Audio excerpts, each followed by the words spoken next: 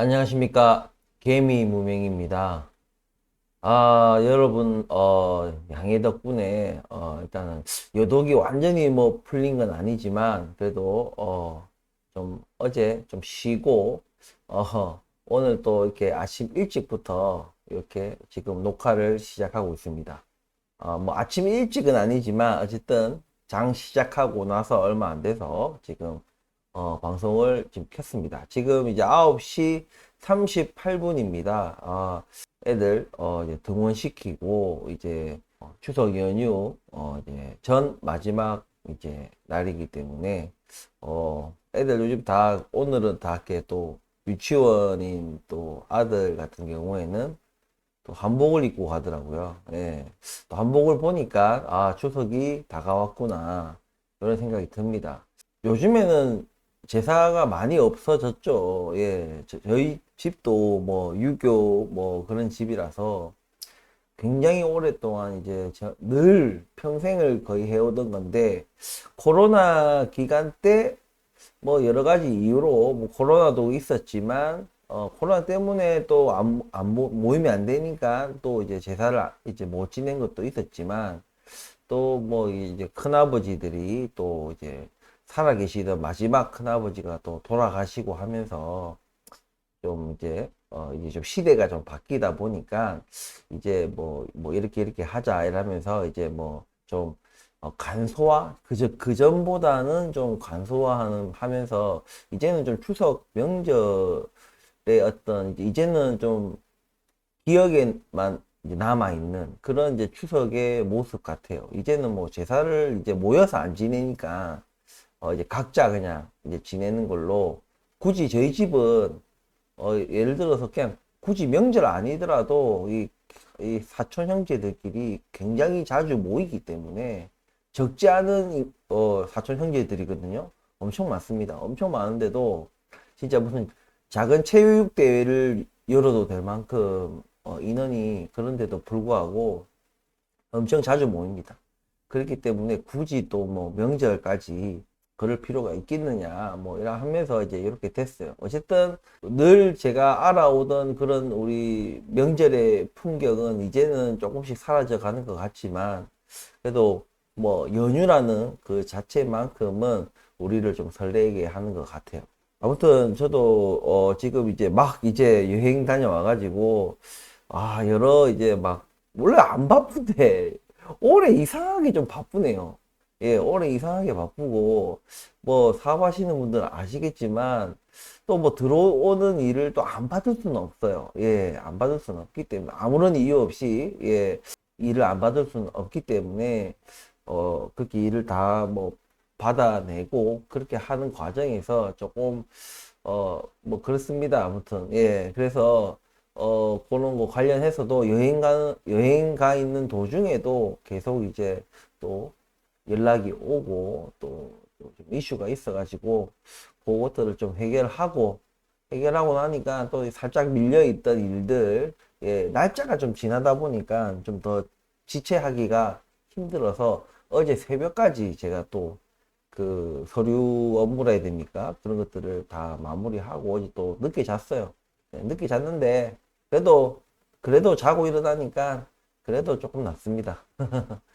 자, 아무튼 자 대충 제가 이런 말씀 일단은 드렸고 자 오늘 영상은 이제 그 사이에 좀 많은 일들이 있었죠. 많은 일들이 있었어요. 그러니까 뭐 미국 금리 부터 해가지고 미국이 또 지금 요즘에 또 셧다운 요런 우려들 그리고 프레스티지 바이오파마 또 개별 종목에 대한 이야기 그리고 리비안 또 개별 종목에 대한 이야기 요렇게 오늘 진행을 할 건데 왜냐면 지금 또 연휴가 이제 또 내일부터 시작이 되기 때문에 또 한동안 연휴 기간 동안에는 또 우리 구독자분들과 시청자분들 또 만나 뵙기가 또 힘든 또 영상을 올리기가 힘든 부분들이 있기 때문에 오늘 조금 요렇게 좀 구성은 보통 한 종목 두 종목 아니면 한 종목과 거시경제 이야기 살짝 요렇게 요 정도로 얘기를 하는데 오늘은 조금 더 얘기를 해볼까 합니다.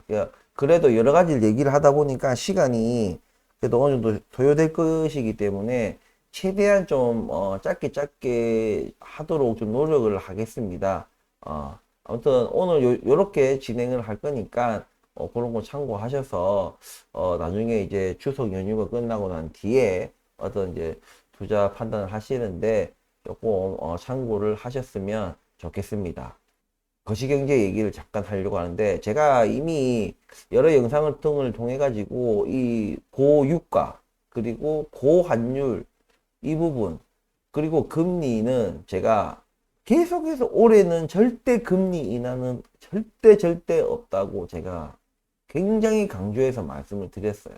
근데 계속 시장에서는 계속 왜 그런지 모르겠지만 김칫국을 계속 마시고, 김칫국 마셨다가 또 틀리니까 또 화들짝 놀래고, 또 김칫국 마셨다가 또 화들짝 놀래고, 그나마 지금 이제 후반부로 오면서 제가 말씀드렸다시피 이제는 금리가 인하는 절대 없다. 하지만 금리 인상 자체도 이제는 거의 정점 혹은 거의 정점 근처에 왔기 때문에 그 큰 폭의 금리 인상은 없을 것이다. 뭐 이런 말씀을 드렸어요.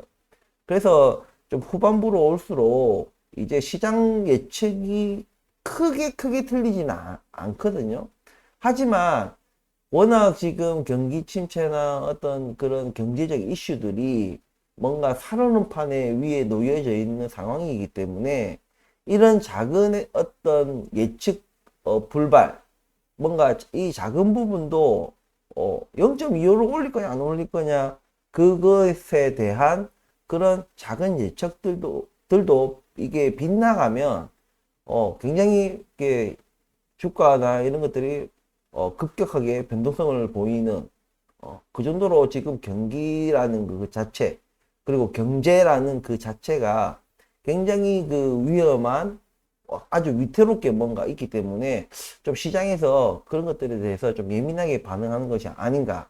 하지만 이번 이제 미국 파월 의장의 이제 금리 이제 동결을 발표를 했지만, 이제 higher for longer, 그러니까 더 아주 높은 이 고환율을 더 길게 가져갈 것이라는 이제 시장이 어느 정도 이걸 좀 이제는 좀 받아들이는 것 같아요. 예, 그전에는 파월이 뭐라 하든가 말든가 우리는 우리 갈 길대로 갈란다 요런 느낌이었다면, 지금은 진짜 이거 파월이 얘기한 것처럼 물가가 이게 잡힐 때까지는 정말 이 오랜 기간 동안 이 고금리와 그리고 이 고금리의 상태가 굉장히 오랫동안 유지되는 것이 아닌가.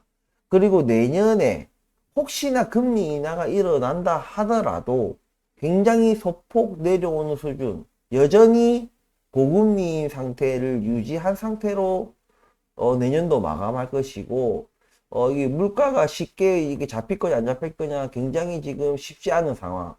그것은 바로 고유가나 고환율, 그리고 뭔가 저물어가는 이 세계화 시대, 이런 것들이 다 또 거기다 전쟁까지, 요런 것까지 다 이렇게 버무려져 가지고 이게 쉽게 물가가 잡히지도 않을 것 같은.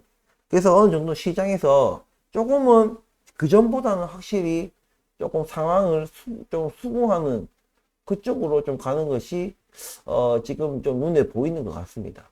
그래서 제가 계속해서 제가 개별 종목에 대한 종목을 제가 분석을 해드릴 때도 계속 그 얘기를 했습니다. 이 거시경제에 대한 어떤 리스크, 그리고 최근에 가장 크게 터졌던 어떤 중국발 리스크, 이런 것 때문에 제가 계속해서 개별 종목에 대한 투자를 할 때 리스크가 굉장히 지금 커졌기 때문에 차트상으로 뭔가 아무리 개별 종목의 차트가 좋더라도 우리가 굉장히 그 리스크를 감안해서 정말 보수적인 투자를 해야 되고, 거기에 좀 더 과하게 말하자면 보수적인 투자의 보수적인 투자, 분할 투자의 분할 투자, 정말 쪼개고 쪼개서 정말 이 리스크를 굉장히 분산시켜야 되는 그런 시기다, 요런 말씀을 계속 드려왔습니다.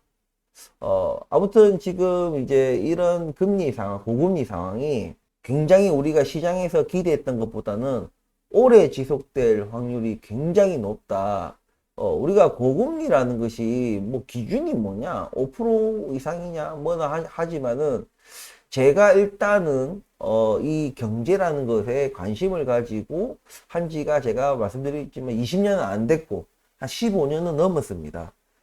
그 기간 동안에 어떤 제 경험상으로 볼 때는 통상적인 한 3%대 기준금리 기준으로 한 3%대 뭐 안팎 뭐 그 정도가 가장 좀 뭔가 좀 노멀한, 예, 우리 뭐 미국 금리 얘기할 때 말하는 중립금리, 뭐 높지도 않고 낮지도 않은 그 중립금리가 제가 우리나라 기준으로 뭔가 그 경험을 더듬어 보면 한 3%한 초반대 정도 되지 않나라고 생각합니다. 그래서 미국 금리가 이 4% 이상, 기준금리가 4% 이상이 유지되는 것 자체가 저는 고금리고, 그 고금리가 이 4% 이상인 상태에서 얼마나 유지되느냐. 근데 여러분들 이거 아셔야 돼요. 지금 우리나라 시장금리가 기준금리하고 그렇게 차이가 나지 않습니다. 정치적인 이유도 있고, 그리고 금리가 이제 인하될 것이라는 어떤 기대감들이 또 반영된 부분도 있고 해서, 금리가 좀 기준금리하고 조금 붙어 있는 그런 느낌인데, 사실상은 지금 우리나라 금리에도 원래는 시장금리는 기본적으로 5%대 이상은 돼야 되는 게 원래 정상적인 거예요. 근데 지금 뭐 4%대, 한때는 또 무슨 3% 후반대까지 막 이제 뭐 시장금리가 뭐 나오고 그랬잖아요. 그런 것들이 이제 가까운 미래에 금리가 인하될 것이라는 그런 기대감 때문에 그런 게 가능했었는데, 사실상 이런 것들이 이제 불가능해지고 이제 시장에서 정말 시장금리로 딱 나타나는 게 이제는 저금리 이제 없다. 우리가 생각하는 그 기간 내에는 절대 없다. 요런 게 이제 시장에 딱 반영이 되면서 이제 시장금리가 원래 그 자리로, 원래 기준금리가 막 우리나라 같은 경우에 3.5% 같으면은 원래 내가 있어야 되는 시장금리 그 수준으로 다시 지금 올라가고 있다. 예. 그리고 무리하게, 그러니까 기준금리하고 맞지 않는 시장금리를 무리하게 유지해오고, 그리고 그 기준금리가 곧 인하될 것이라는 그런 것들이 다 반영이 돼서 좀 무리하게 금융권에서 뭔가 대출 뭐 약간 정부 정책에 발맞춘다고 또 뭐 그런 상품들을 내놓고 뭐 어쩌고 저쩌고 하다 보니까 이제 부동산 PF 대출 문제도 이제 부실 문제가 더 커졌어요. 지금 제가 말씀드렸다시피 우리 지금 현 정부에서의 어떤 정책들 이런 것들이 굉장히 잘못됐고, 정말 잘못된 타이밍에 정말 반대 방향의 어떤 정책을 펼침으로 인해서 부실을 더 키우는 그런 상황이 제가 됐다고 말씀을 드렸습니다. 그래서 어쨌든 그런 것들이 지금 금융권에 뭐 특히 뭐 이금융권, 예, 요 부분에서는 더 뭐 부실해질 수밖에 없고, 그것이 1금융권에도 분명히 파장을 미칠 수밖에 없습니다. 예. 그렇기 때문에 지금 뭐 PF 대출 문제도 지금 불거져 나오고, 그리고 금융사들마다 이제 뭔가 그 뱅크런에 대한 두려움, 돈이 나가야 되는데 지금 돈이 없다 보니까 또 이자를 높여서 뭔가 적금이든 예적금 같은 금리를 올림으로 인해 가지고 다시 또 자금을 또 모아서 하고 있는, 또 일부 금융권에서는 굉장히 높은 금리 이자를 쳐주는 상품을 또 출시를 하고, 이렇게 해서 계속해서 자금을 모을 정도로 많은 금리를 줘가면서 자금을 모아야 될 정도로 지금 우리나라 은행들이 굉장히 지금 상황이 안 좋다. 나름대로 뭐 그나마 일부 건설사들의 어떤 미분양이나 뭐 그런 것들을 조금 털어내긴 했지만, 예, 털어내긴 했지만, 그로 인해서 굉장히 가계부채나 이런 것들이 엄청 더 부실해졌죠. 예. 그런 상황에서, 과연 모두를 다 살릴 수 있는 것인가. 제가 이것에 대한 의문이 있었잖아요. 많은, 예, 전부를 살릴 수도 없는 그런 것들을 위해서 가다가 모두가 죽는다. 원래 그냥 자연사하게 뒀으면은 그냥 좀 부실하거나 원래 안 될 기업들, 원래 이 우리 경제를 좀 먹던 그런 기업들은 다 나가 떨어지고 이게 다 구조조정이 자연스럽게 될 건데, 그거를 억지로 산소호흡기 갖다 대가지고 이미 내사 상태에 빠진 기업들을 다 이 산소호흡기 갖다 대가지고 그냥 그 산소호흡기에 의존해가지고 숨 마시고 있는 이런 기업들까지 이렇게 하다 보니까 지원을 해주고 뭐 뒷바라지 해주고 하다 보니까 안 그래도 국민 세금도 덜 거치고 하는 와중에 엉뚱한 곳에다가 막 돈이 다 들어가는 거예요. 그러니까 국민들의 뭐 복지나 뭐 사회 그런 좀 인프라에 뭔가 들어가야 되는 그런 자금들을 다 예산 삭감을 다 해버리고 엉뚱한 데다가 다 돈 다 갖다 바치고 일본 이거는 좀 어처구니 없는 얘기지만 어쨌든 일본 오염수 관련해 가지고 뭐 거기에다가 엄청난 예산을 다 배정을 해 가지고 뭐 우리나라 수산물이 안 팔리니까 일본 오염수 때문에 그거 뭐 보조해줘라 뭐 또 소비 진작 시켜라 뭐 쓸데없는 데다가 돈을 다 쓰고 있는 거예요. 잠깐 얘기했지만 어쨌든 이런 정부 자체도 지금 경제를 어떻게 하기 위한 뾰족한 수가 없다. 예. 결국에는 다 뒤진다 이거죠. 결국에는 손 놓게 돼 있다 이겁니다. 왜냐면 손을 쓸 수 있는 것들이 없기 때문에 결국에는 뭐 표면적으로 저는 손 놓겠습니다. 정부가 우리나라 국가의 경제를 이제 보겠습니다. 라고 얘기 당연히 안 하겠죠.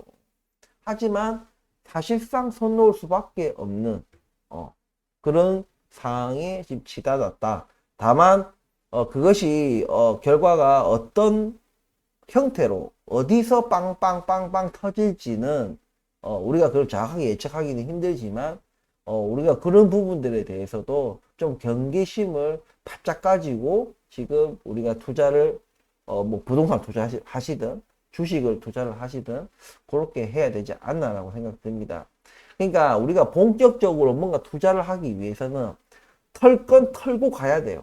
그것이 1년이 걸리든 2년이 걸리든 5년이 걸리든 10년이 걸리더라도 털 건 털고 나서 우리가 제대로 본격적인 뭔가 투자를 우리가 진짜 적극적으로 해야 되는 겁니다.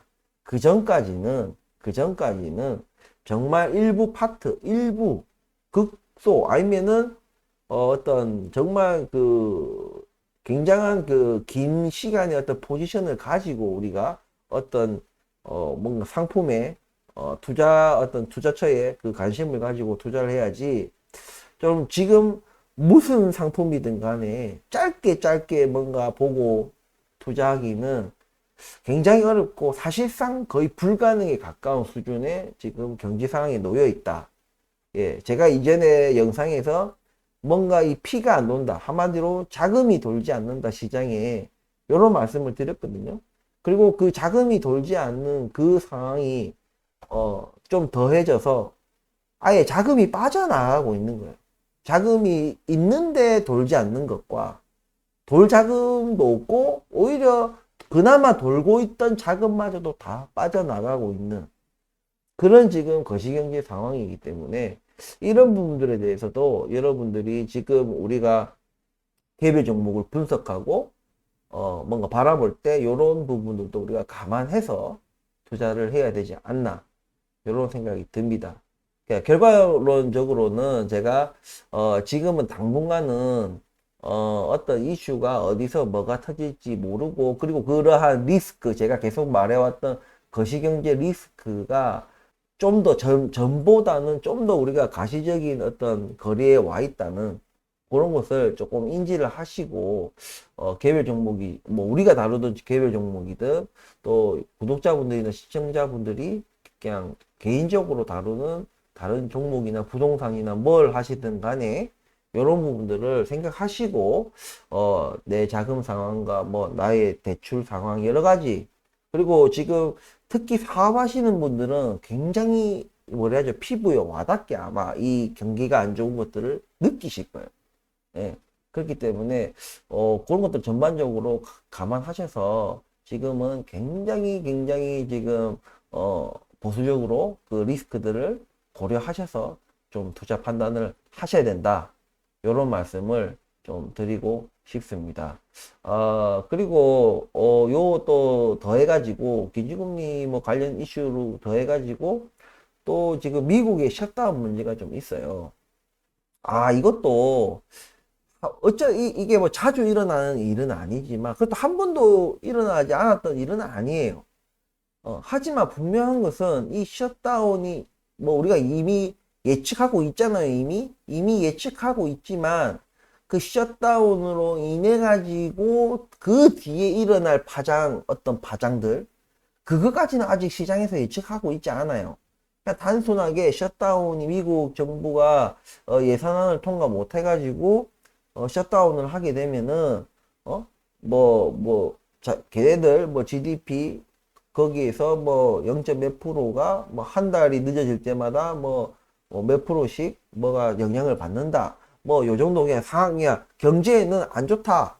요 정도만 있지. 지금 제가 아까 좀 초반에 말씀드린 것처럼 지금 세계 각국의 어떤 나라의 그 경제가 굉장히 예민하고 위태로운 그런 상황에 놓여 있기 때문에 이렇게 우리가 이미 셧다운이 될 확률이 지금 뭐 70 몇 프로라 하더라고요, 전문가들이. 근데 그 셧다운이 일어났을 때 이에 그 파장들, 예, 그런 것들에 대해서까지는 아직 예측하지 않지만, 제가 방금 말했듯이 이렇게 위태로운 가운데 그런 셧다운이 됐을 때, 과연 이 파장이 어디까지 갈지는 알 수가 없는 거예요. 그러니까 그전에는 셧다운을 한 적이 있는데, 그때는 그렇게 큰 파장을 주지 않았습니다. 왜냐면, 지금과 비슷한 수준의 그런 경제 상황이 아니었기 때문에, 지금은 굉장히 위태롭다. 그런 와중에 미국의 세계 최강국의 어떤 경제 대국이, 정부가 셧다운을 한다. 이것은, 진짜 당장 우리 눈앞에 있는 굉장한 큰 리스크다. 그리고 그 리스크가 마치, 전염병처럼 어디까지 이게 번질지가 알 수 없기 때문에, 지금은 앞서 말씀드린 이런 금리나 유가나 요런 거 관련 다른 거 있잖아요. 원자재 전쟁 여러 가지 요런 이슈들하고도 못지않게 지금 당장 우리 눈앞에 닥친 것이 바로 미국의 셧다운 이슈다. 그렇기 때문에 이런 문제까지도 지금 더해진 상황. 그래서 우리가 지금 우리 세계 경제 어디를 구석구석 찾아봐도 지금 우리가 투자하기가 좋다. 정말 좋은 신호다. 이럴 만한 그런 상황들이 진짜 눈 씻고 찾아봐도 좀 찾기가 힘든 상황이에요. 지금 그 정도로 안 좋아요. 털 때 확실히 털고 갔다면 지금 또 상황이 다를 겁니다. 우리가 조금 고통스럽지만 털어야 될 때 털었다면 지금 좀 더 우리가 강력한 모멘텀과 어떤 그런 것들을 경제 체력을 좀 보유해서 나아가는 힘이 다를 것이고 또 이런 이슈들이 터질 때도 좀 버티는 또 힘이 또 다를 것인데 털 때 이걸 제대로 털지 않으니까 몸도 그냥 더 아파지고 더 큰 병을 얻는 상황에서 또 다른 병이 도시려고 하는 이런 식으로 약간 설상가상의 어떤 상황들이 계속해서 이어지고 있다. 예. 그렇기 때문에 지금 이 셧다운 부분도 제가 볼 때는 지금 정치적인 이슈가 있고 서로 대립각이 좀 크고 서로의 입장 차이가 아직 커요. 그러니까 지금 좁혀진 상황이 아니기 때문에 아무래도 셧다운이 될 확률이 높습니다. 예. 아까 70 몇 프로라고 했잖아요. 셧다운이 되는 거는 사실 거의 이제 될 확률이 굉장히 높은데 중요한 게 이 셧다운 기간이 얼마나 갈 거냐. 예. 왜냐면 이 기간이 길어지면 길어질수록 이 경제에 미치는 이 영향이 어마어마하기 때문에 이게 처음 만약에 일주일 하고 1개월 뒤에 일주일이 완전 파워가 다릅니다. 그렇기 때문에 그 부분 얼마나 셧다운을 하긴 하는데 얼마나 길게 갈 거냐가 지금 아마 시장에서 좀 경계심을 가지는 그런 부분이 아닐까 합니다. 이게 정치적인 문제도 좀 섞여 있기 때문에 이게 단순하게 뭐 덧셈 빼셈 뭐 보셈 나눗셈 같이 이런 단순하게 산술로 뭔가 풀어내는 그런 일은 아니기 때문에 좀 쉽지 않은 부분입니다. 예측하기도 어렵죠. 예, 사람의 마음을 예측하는 것은 더 어렵죠. 그것도 한 사람이 아니고, 예, 미 하원, 뭐 상원, 예, 요 사람들의 마음을 다 읽기는 쉽지가 않습니다. 우리가 할 수 있는 것은 리스크에 대한 대비를 하는 것일 뿐이지, 우리가, 그걸 예측하고, 뭐, 거기에 맞게 무슨 숏으로 뭐, 투자를 한다거나, 뭐, 롱 포지션을 가져간다거나, 이렇게 하면 안 되겠죠. 예, 그 리스크를 관리한다는 생각으로 그렇게 우리가 접근을 해야 되지 않나, 이런 생각을 합니다. 아무튼 지금 일단 거시경제 좀 환경에 대한 얘기를 잠깐 했습니다. 뭐 어디서 다 또 뭐 들어보셨을 거고, 또 지금 여러 또 뭐 유튜브 채널이나 또 언론에서도 레거시 언론에서도 계속 떠들어대는 부분이기 때문에 참고하시고, 다만 저는 계속해서 그 저도 투자를 하고 있는 사람이지만 무작정 좋아 금리 내려갈 거야 내려갈 거야, 금리 내려가면 완전히 뭐 폭등할 거야 줄까 봐, 이런 식의 영상을 제가 올린 게 아니라 계속해서 거시경제에 대한 어느 구독자분들이나 시청자분들 중에서는 제가 거시경제 얘기하는 것에 대해서 조롱하는 듯한 그런 발언을 하기도 했죠. 예. 어쨌든 뭐 그런 건 저는 뭐 안 하고 하지 않으니까. 어쨌든, 요 부분에 대해서 제가 계속해서 거시경제에 대한 리스크를 언급해 왔기 때문에, 오늘 좀 이 얘기를 좀 나눠봤고, 계속 당분간은, 적어도 올해는 요 거시경제의 어떤 리스크에서 벗어나기는 쉽지 않을 것 같다.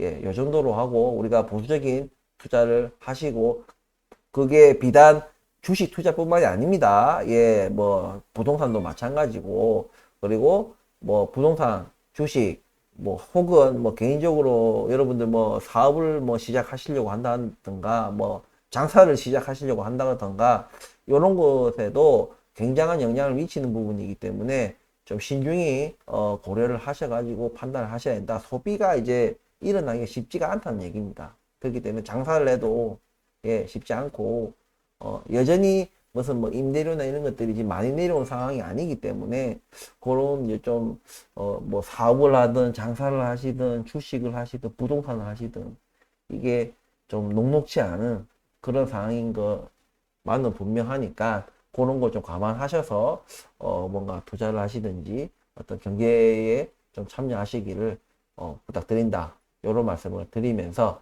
자, 프레스티지 바이오 파마 이제 개별 종목 분석 들어가도록 하겠습니다.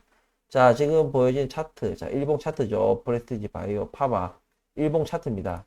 자, 지금 최근에 좀 조정을 많이 받았고, 제가 참고로 말씀드리면 어제 만 매수를 했습니다. 추가로. 제가 그 전에 뭐 400원인가 뭐 얼마에 살든 제가 100만원치인가? 뭐 100주인가? 뭐 샀다고 말씀드렸지 않습니까?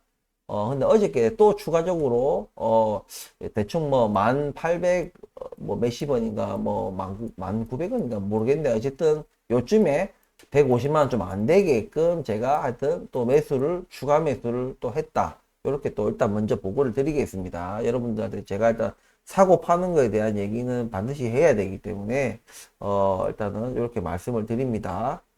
쪼개기 해가지고 소량 사도 괜찮다. 저는 이제 말을 하면 저는 실천에 옮기죠. 예, 옮기기 때문에 일단은 어저께도 조금 과하게 약간은 작용하는 것 같아서 일단 조금 샀습니다.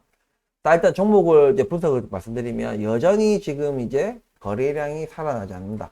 어저께 이제 뭐 호재 뉴스 말고 호재성 뉴스가 어저께 또 터졌죠. 예, 뭐, 대규모, 뭐, 이제 뭐, 인도 제약사랑 뭐, 수주 협의, 뭐, MOU를 체결했다. 이게 장기간에 걸쳐서 뭐, 이렇게 저렇게 할 거고, 뭐, 기사 내용은 뭐, 다들 보셨을 거니까 굳이 얘기하지 않겠습니다. 아무튼 그런 이슈가 터졌음에도 불구하고, 주가는 크게 뭐 움직임이 없었습니다.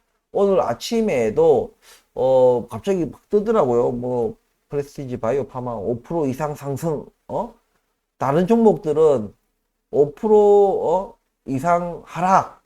뭐 요렇게 긴급 메시지가 뜨는데 프레스티지 바이오 파마가 딱 긴급 메시지가 떴길래 어이씨 무슨 일이야? 뭐 5% 이상 떨어졌다는 얘기야? 하고 딱 보니까 5% 이상 상승 이래 돼 있더라고요. 뭔 일이지? 하고 봤더니 저는 딱 거래량부터 봅니다. 주가부터 보는 것이 아니라 거래량부터 봐요. 거래량 뭐 얼마 안 되는데 어떻게 5% 올랐지? 별 의미 없구나. 이렇게 저는 생각했거든요, 아침에. 어쨌든 생각했던 것처럼 장 초반 열리자마자 좀 상승했다가 다시 좀 주저앉았다가 다시 주저앉은 상황에서 살짝 올라와 있는 상태. 그래서 11,000원에 지금 다시 또 걸치는 상태. 이런 상태를 지금 유지하고 있습니다. 제가 계속해서 이 거래량을 강조하는 것들이 이런 것이에요. 힘이 없어요. 매수세에 힘이 빡 실려야지 위에 지금 어쨌든 이게 스물스물 내려오던 것들이 위에서 이더 21선, 61선 이런 평균선들이 5일선도 있죠. 이런 것들이 하방 압력을 주지 않더라도 적어도 올라가려는 그런 것들에 대해서 어떤 저항력을 가지는 그런 부분들이기 때문에 좀 좀 매수세가 붙어가지고 이런 저항력보다 더 강한 매수세가 돼야지 뚫고 올라가겠죠. 뚫고 올라가도 끝입니까? 또 이 저항선들이 또 버티고 있다는 얘기입니다. 그래서 지금 이 정도의 어떤 호재성 뉴스 가지고는 요거 쉽지 않다. 그리고 연말까지 제가 허세틴 바이오 시밀러가 이것이 진짜 이 종목의 키다, 키. 그것이 정말 이 종목의 어떤 큰 방향성을 딱 틀어지는 아주 중요한, 그것이 빠르면 주가의 움직임으로 봤을 때, 왜냐하면 주가는 먼저 움직이기 때문에 주가의 움직임을 봤을 때 빠르면 올해 말, 늦으면 내년 초라고 말씀을 드렸는데, 지금 아까 말씀드렸다시피 거시경제 상황이 녹록치 않다. 그래서 과연 또 올해 말에도 이게 될 것인가? 이런 사실 의구심이 있거든요. 왜냐면 이거 개별 종목하고 상관없이 제가 그 거시경제의 파고를 피할 수 있는 개별 종목은 없다고 제가 계속해서 말씀을 드리지 않습니까?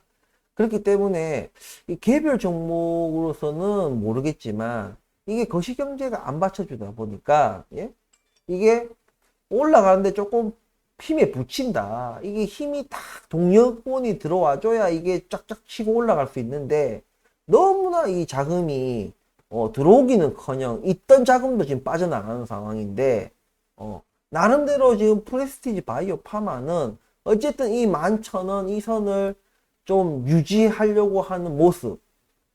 다른 종목들은 이 기간에 좀 차트가 이렇게 내려와 있는 요런 상황인데도 불구하고 프레스티지 바이오 파마는 그래도 뭔가 좀 횡보하려고 노력하는 그 모습. 그것만으로도 어쨌든 지금 이런 거시경제 환경에서 녹록치 않은 이런 거시경제 환경 속에서는 나름대로 진짜 선방하고 있다. 거기다가 거래량도 없어. 거래량도 없으면 이게 좀 많이 흘러내리기 쉬운데, 그러다 왜 소외주에다가, 그죠?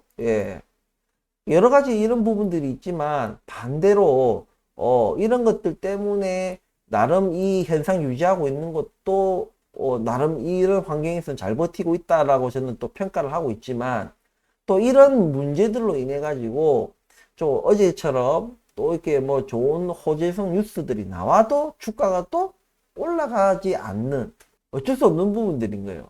우리가 뭐 이렇게 예를 들어서 우리가 사업을 잘 하시는 분들이 성격이 좋은 사람이 좀 별로 없어요.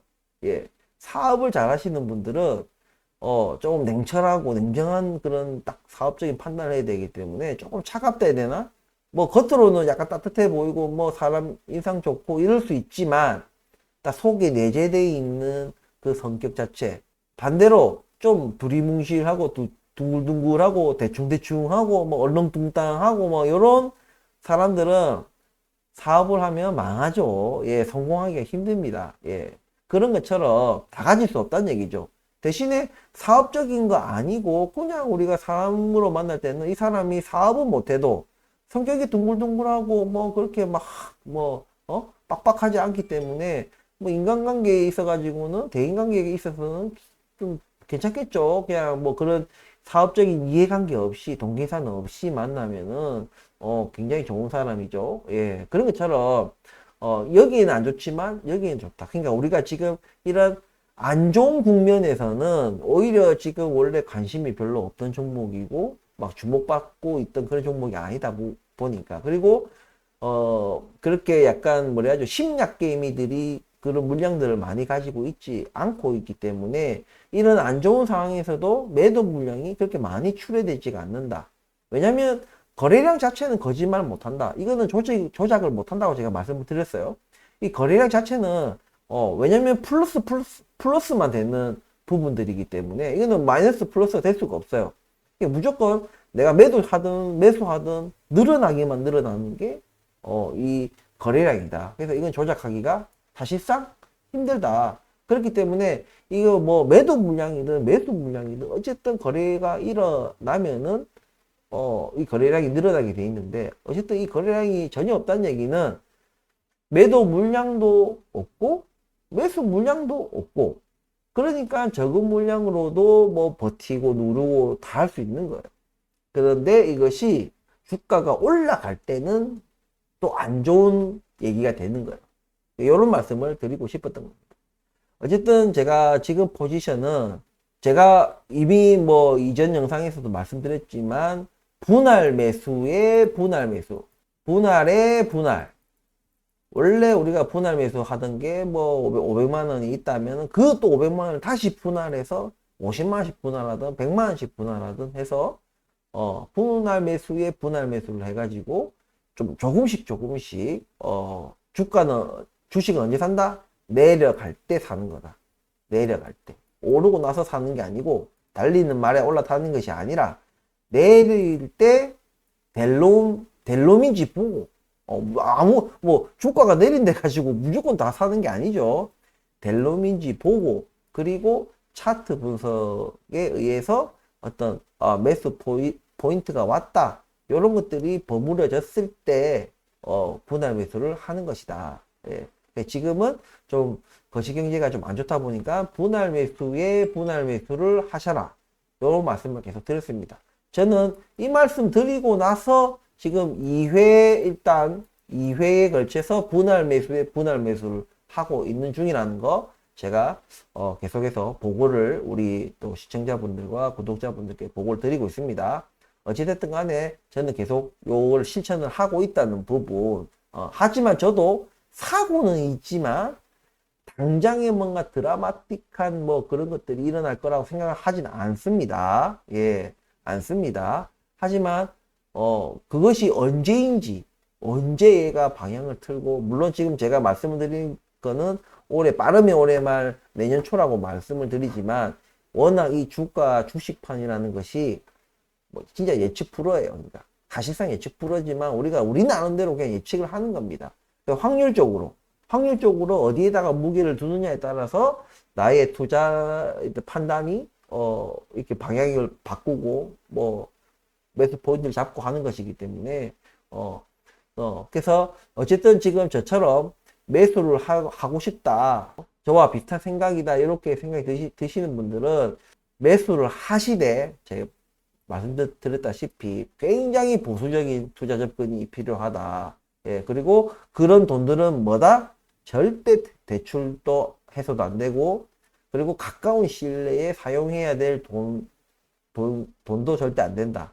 그것을 염두에 두고 분할 매수에 분할 매수를 좀 해나가면은 괜찮지 않나라는 생각이 듭니다.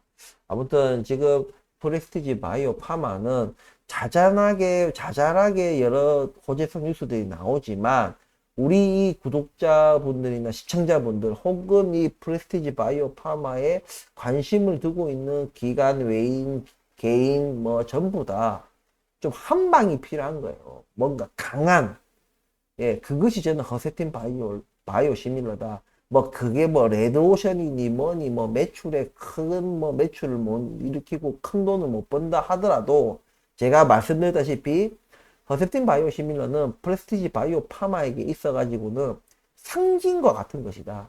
나 이제 글로벌 제약사로 도약하는 퀀텀 점프를 하기 위한 발판대 같은 거예요.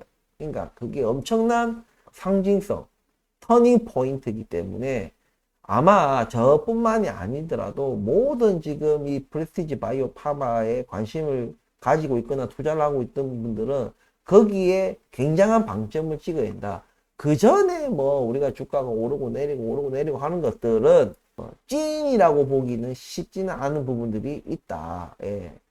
하지만 그런 주가 움직임조차도 우리에게는 우리 계좌 잔고를 들었다 놨다 하는 것이기 때문에 그 부분에 대해서는 그냥 우리가 안전하게 그냥 운전을 하기 위해서 그냥 조금 좀 조율해 나가는 그런 과정.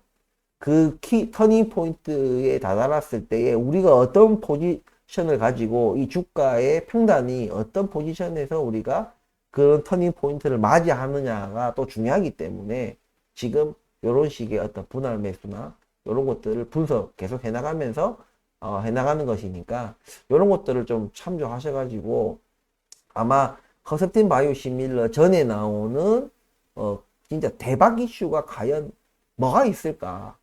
사실상 저는 없다고 그러니까 생각하기 때문에 뭐 약간의 뭐 이런 이슈는 있을 수 있겠지만 재료는 있을 수 있겠지만 주가를 본격적으로 끌어올리기 위한 그런 터닝 포인트 같은 그런 키 역할을 하는 그런 이슈는 저는 좀 나오기는 쉽지 않을 것 같다. 그렇기 때문에 좀 이런 부분들을 감안하셔서 정말 긴 포지션을 가지고 분할 매수의 분할 매수는 계속 이 종목에 이제 지금까지 안 팔았다면은 아직까지 안 팔았다면 이제 이 종목과 같이 가겠다는 얘기니까 분할 매수 절대 나쁘지 않은 지금 포지션입니다. 예, 그렇기 때문에 소량씩 계속해서 분산해서 우리가 분산에 투자를 한다면은 좀 리스크를 굉장히 완화시키면서 우리가 좀 투자할 수 있다는 거, 이런 부분들을 계속해서 이 부분을 주장하고 싶습니다. 지금은 우리가 거래량이 안 받쳐주기 때문에 큰 어떤 움직임을 보일 수는 없지만 제가 계속 말씀드렸다시피 우리는 그냥 우리 포지션, 우리 평단, 요런 우리 리스크 요것만 잘 관리하고 있으면은 누군가가 합법적이든 불법적이든 누군가가 때가 되면 주가는 알아서 끌어올리게 돼 있습니다. 그렇기 때문에 그런 어떤 확신이 있어야 우리가 또 계속해서 투자해 나가는 것이니까 지금 조금 힘들고 지치고 피곤하고 그래도 좀 이런 인내하는 좀 인고의 시간을 좀 계속해서 좀 가져야 되지 않나, 당분간은 그래야 되지 않나 이런 생각이 듭니다. 아무튼 오늘 영상을 잘 참고하셔가지고 좀 각자의 투자 판단을 좀 하셨으면 좋겠습니다.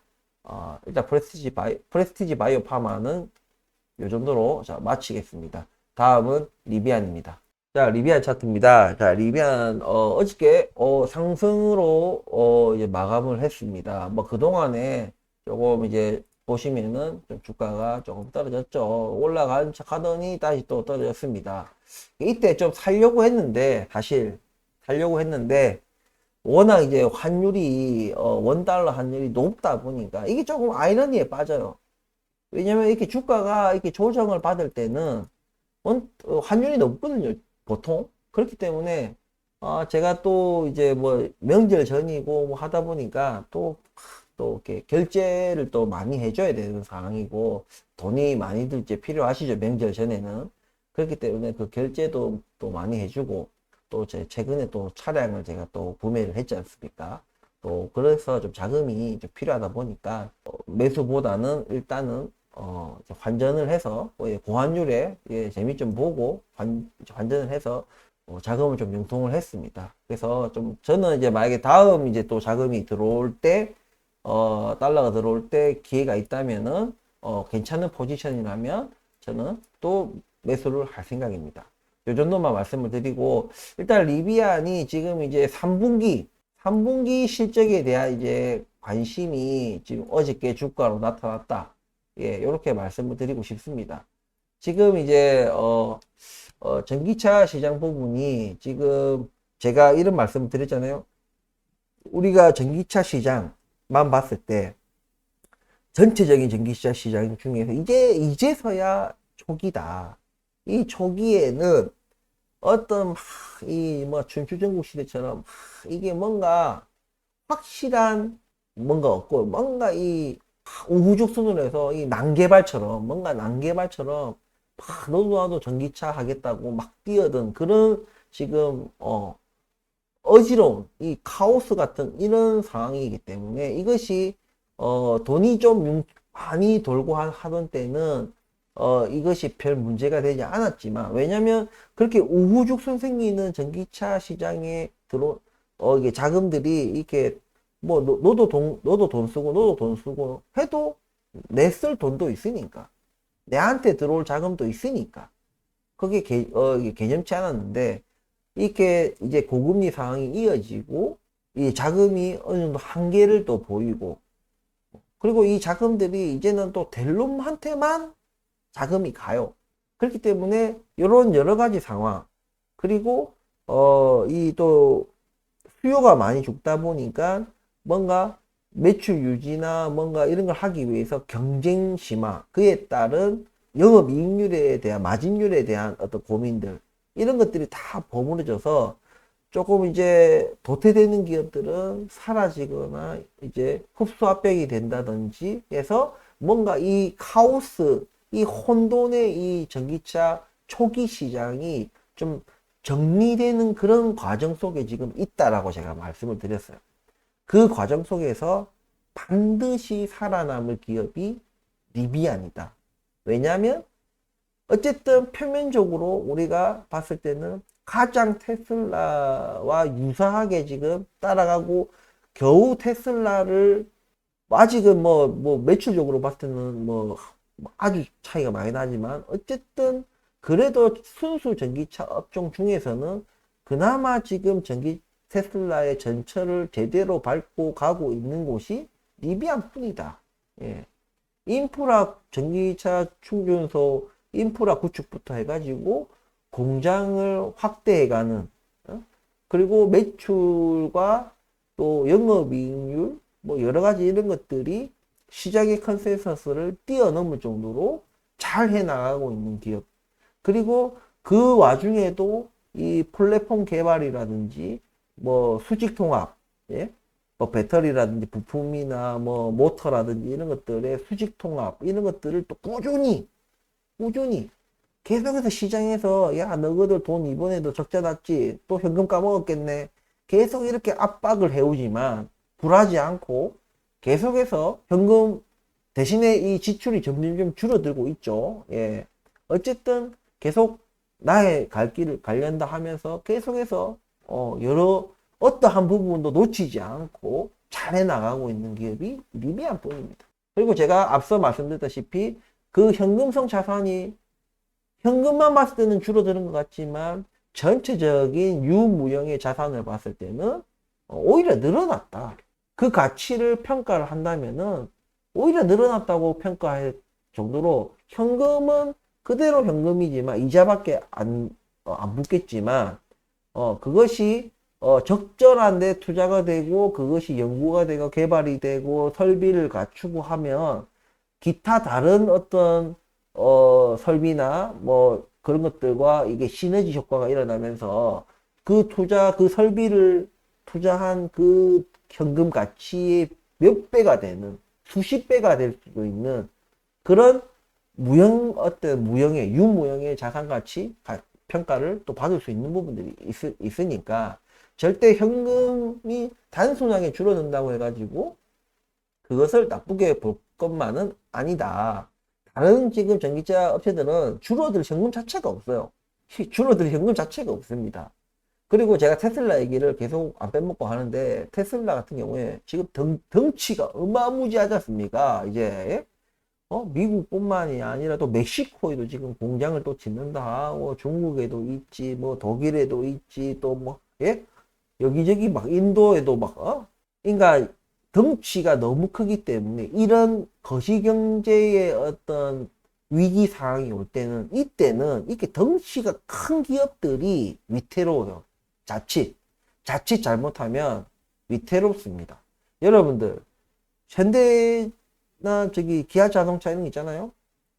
우리나라에서 뭐 거의 독보적인 이제 완성차 업체인데 웃긴 게 뭐냐면요. 얘네들 매출이 조금만 줄어도 있잖아요. 휘청거립니다. 왜? 만약에 자기들이 만약에 뭐 매출을 뭐 100조를 한다. 그 100조에 맞는 지출과 설비, 어떤 유지비, 관리비, 뭐 여러 가지들이 그 100조에 맞게 뭔가 세팅이 돼 있거든요. 근데 이게 살짝 이 경기 침체나 위기가 오잖아요.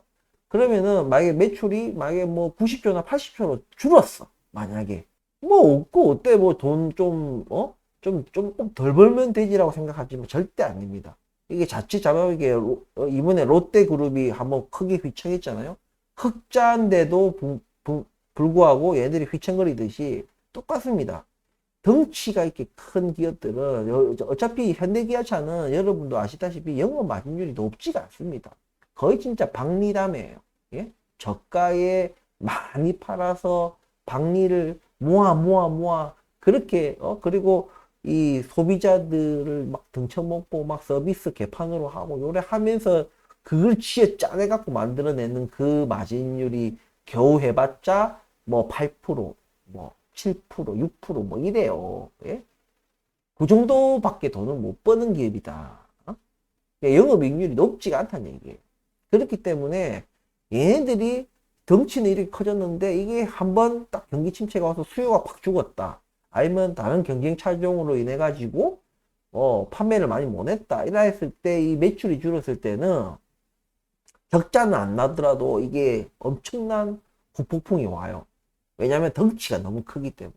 무슨 얘기인지 아시겠죠? 그래서 테슬라도 마찬가지다. 테슬라도 아직까지는 괜찮을지 모르겠지만 어쨌든 이 엄청난 덩치 때문에 이번 거시경제에 대한 어떤 리스크를 무사히 잘 뛰어넘을지는 사실상 의문입니다. 왜냐면 테슬라도 제가 볼 때는 아직까지 그렇게 견고하게 자리를 잡았다라고는 저는 보기 힘들다 생각해요. 업력은 뭐 그렇게 짧진 않지만 본격적으로 얘네들이 돈을 벌고 뭔가 흑자 전환한 지가 얼마 되지 않았습니다. 예, 그렇기 때문에 자기가 현금이 얼마가 있다 하더라도 워낙 덩치를 어마무지하게 키워놨기 때문에 물론 너무 크기 때문에 각 나라에서도 함부로 뭔가 이 부도 처리 이런 게 뭐 이런 게 안 되겠죠. 당연히 너무 크기 때문에. 하지만 어쨌든 이 회사 자체만 봤을 때는 어쨌든 너무 큰 덩치의 적은 현금성 자산 이런 것들이 위기가 왔을 때 뭔가 자금이 제대로 안 돌고 그러다 보면은 그런 것들이 잠깐만 우리는 투자자로서 테슬라의 주가가 크게 또 하방 압력을 크게 받을 수 있는 부분들이 훨씬 더 클 수 있다 이런 얘기입니다. 무슨 얘기인지 아시겠죠? 제가 이번 코로나 때도 보세요.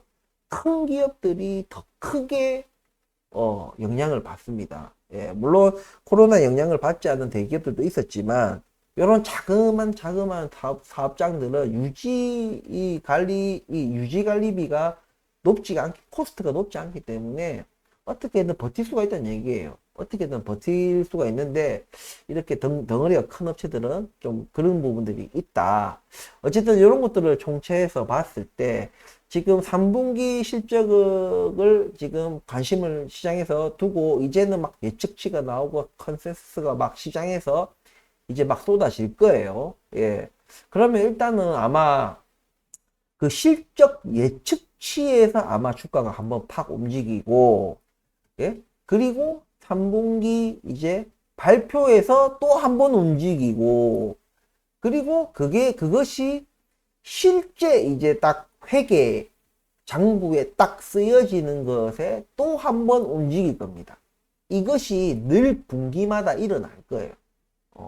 그렇기 때문에 여러분들 지금은 리비안을 바라보는 시선을 어떻게 바라봐야 되냐면 일단 이런 3분기 실적을 앞두고 있는 실적 시즌 거기에 일단은 방점을 딱 찍고 보시고 그 방점을 찍고 보시는 가운데 놓치지 말아야 될 것이 바로 거시경제 환경, 그 리스크. 근데 최근처럼 이렇게 주가가 딱 조정을 이렇게 받잖아요. 크게 받았잖아요. 요럴 때 소량 사는 거. 요게 투자 전략인 거예요. 그렇기 때문에 요런 부분들을 해 나가면서 여전히 저는 리비아는 굉장히 저평가 구간에 있다. 예. 적정 구간조차도 아직 한창 멀었고 적정 주가까지만 가도 엄청난 수익을 우리가 보장받을 수 있는 종목이기 때문에 제가 어떤 종목에 투자를 한다? 잘 되고 있는 놈 말고 잘 될 놈, 앞으로 잘 될 놈에 투자를 하는 것이 진정한 투자자의 어떤 자세다. 그런 말씀을 드렸어요. 그래서 저는 테슬라는 아니다. 이미 얘는 고점을 찍고 적정 주가까지 계속해서 압박을 받을 거예요. 지금도 테슬라는 여전히 엄청난 고평가 주가이기 때문에 제 기준에 제 기준입니다. 제 기준에 엄청난 고평가이기 때문에 막 그런 부분들이 있고 약간 또 덧붙여서 얘기하면 최근에 이제 ARM 이제 반도체 설계 기업이죠. 예, 이제 이것이 이제 미국 시장 주식 시장에 상장을 했습니다. 저도 굉장히 관심이 많은 기업이기 때문에 이 이제 암이라고 하게 그냥 암 종목도 우리가 관심을 좀 두고 제 종목에서 좀 같이 좀 다뤄볼까 합니다. 예, 다뤄볼까 하기 때문에 좀 여러분들도 관심이 있다면 이제 암 종목에 좀 아직 사지는 않았어요. 예, 사지는 않았는데 조금 주가가 조금 높다고 저는 생각합니다. 저는 아직은 예, $50가 조금 높다고 생각하기 때문에 조금 더 지켜보고 있어요. 어쨌든 굉장히 하여튼 관심을 많이 가지고 있는 그런 기업이기 때문에 여러분들도 같이 저와 함께 좀 관심을 가지고 좀 분석을 해보는 시간을 앞으로 좀 가져볼까 합니다. 오늘 리비안에 대한 분석은 지금 포지션에서 적당하게 지금 여기가 20.8달러가 한 21달러 안팎되는 자리인데 이 자리에서 부담 매수 하는 것은 괜찮다. 하지만 늘 말씀드렸다시피 주가가 튀고 나서는 사는 것이 아니다. 튀고 나서 다시 어느 순간에 또 조정받으면 그 조정받을 때 또 우리가 매수 포인트 한다. 근데 우리가 미국 투자는 조금 어느 부분이 뭐가 있냐면 달러로 투자를 하다 보니까 달러를 늘 외화 계좌에 두고 있지 않는 한은 적재적소에 우리가 조금 이제 매수하기가 쉽지 않은 부분들이 조금 있습니다. 예, 그렇기 때문에 우리가 찬스가 날 때마다 조금 여기 투자를 할 수 있도록 우리가 적절하게 크게 내 경제 상황을 고려했을 때 크게 영향받지 않는 그 정도의 달러는 조금씩 외야에다가 담아 놓는 것이 우리가 좀 적절하게 또 대처할 수 있는 또 하나의 또 어떤 지혜가 아닌가 이런 생각이 듭니다. 아무튼 리비아는 단분기 실적 굉장히 지금 시장에서 기대하고 있어요. 일단은 리비안에 관심을 가지고 전기차 시장, 뭐 전기차 배터리 어쩌고저쩌고 하여튼 뭐 전기차에 일단 관심을 두고 있는 분들이라면 이번에 리비안 3분기 실적까지도 진짜 시장 컨센서스를 뛰어넘는 그런 실적을 보여준다면 또 한 번에 좀 주목을 받지 않는가, 엄청난 주가 폭등과 함께 주목을 받지 않겠는가 이런 생각을 합니다. 아무튼 지금 오늘 뭐 거시경기 조금 알아보고 금리 상황 그리고 미국의 셧다운 그리고 프레스티지 바이오 파마와 리비안에 대한 또 개별 종목 분석 이렇게 오늘 해봤는데 최대한 왜냐면 너무 뭐 여러 가지 한다고 또 뭐 할 필요도 없고 하지만 또 너무 또 소홀해서도 또 안 되고 뭐 이런 부분들이 쉽지 않는 것 같습니다. 하지만 제가 어저께 좀 경제 상황을 들여다보고 제 나름대로 고민해서 오늘 좀 여러분들에게 제 어떤 의견을 말씀을 드리는 부분이니까 이런 부분들을 고려하셔가지고 여러분들 투자 판단하시는데 좀 도움이 좀 됐으면 좋겠습니다. 이제 명절 연휴죠. 예, 예, 명절 연휴, 뭐 연휴 때 이제 고향에 가시기도 하고 어디 놀러도 가고 하실 건데 어디를 가시든 안전 운전하시고 마음의 여유를 가지시고 좀 편안하고 여유롭고 즐거운 그리고 풍족한 그런 추석 연휴 보내시고 저는 추석 연휴 끝나고 이번에 또 대체 공휴일까지 해가지고 좀 연휴가 길죠. 10월 3일까지가 이제 일단은 일반적인 연휴 기간이고 거기에 이제 뭐 개인적으로 뭐 연차 붙이든지 뭐 이렇게 해가지고 좀 더 길게 쉬시는 분들도 있죠. 일단 저는 일단 10월 3일까지 일단은 저도 좀 연휴 보내고 또 어머니도 만나 뵙고 장모님도 만나 뵙고 친구들도 만나고 맞죠? 그런 시간들을 잘 보내고 저도 건강하게 아무런 사고 없이 그렇게 돌아와서 또 여러분들 영상으로 또 찾아뵙도록 하겠습니다. 너무 이 주가가 지금 상황이 좋지만 않은 건 사실입니다. 사실이지만 뭐 내가 신경 쓴다고 주가가 오르나? 맞죠? 그렇기 때문에 그냥 즐겁게 지금 이 연휴를 잘 보내시는 것이 본인에게 실질적인 득이다. 뭐 내가 고민한다고 주가가 오르고 내리고 하는 것도 아닌데 거기에 너무 신경을 써가지고 내 연휴를 망치고 내가 연휴를 망치면 내 가족들도 연휴를 망치는 거거든요. 그렇기 때문에 너무 이거에 연연해 하지 마시고 우리는 원데이 투데이 투자할 사람들이 아니기 때문에 요렇게 하루 이틀 막 뭐 내리고 오르고 하는 거에 너무 마음 쓰지 마시고 좀 더 뭐 주가가 좀 더 좋게 오늘 마무리되면은 좀 더 즐거운 마음으로 우리가 원래도 즐겁게 보낼 건데 더 즐거운 마음으로 보낼 수 있겠지만 그거는 우리 마음 먹기에 따라서 주가가 움직이는 것은 아니기 때문에 일단은 연휴에 일단 집중을 하시고 잘 보내시고 그리고 운전 절대 안전운전 하시고 그렇게 해서 어쨌든 힐링도 하시고 몸도 좀 확 쉬시고 해가지고 우리가 건강한 모습으로 연휴 끝난 뒤에 다시 또 영상으로 찾아뵙도록 하겠습니다. 오늘 영상이 길지만 어쨌든 연휴 전에 마지막 영상이니까 예쁘게 봐주시고 제가 좀 뭐 대본 없이 늘 말씀드리지만 저는 대본 없이 그냥 즉흥적으로 하는 것이기 때문에 조금 뭐 말이 반복이 될 수도 있고 했던 말 또 할 수도 있고 근데 이게 뭐 저도 모르게 했던 말을 또 하는 경우도 있지만 의도적으로 강조하기 위해서 반복해서 말씀드리는 경우도 있다는 부분 이런 부분 좀 감안하셔서 좀 들어주셨으면 좋겠습니다. 어쨌든 늘 부족한 제 영상 분석 그래도 지지해 주시고 응원해 주시는 여러분들이 있기 때문에 제가 채널을 계속 유지할 수 있는 어떤 힘을 낼 수 있는 것이 아닌가 생각하고 항상 감사한 마음으로 영상을 만들고 있습니다. 어쨌든 명절 잘 보내시고 연휴 뒤에 또 뵙도록 하겠습니다. 오늘은 여기까지 하겠습니다. 감사합니다. 명절 잘 보내세요.